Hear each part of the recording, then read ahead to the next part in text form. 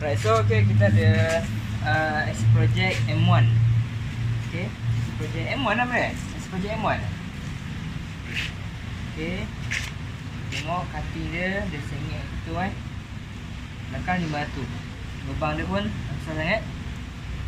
Ni biasa yang pakai RC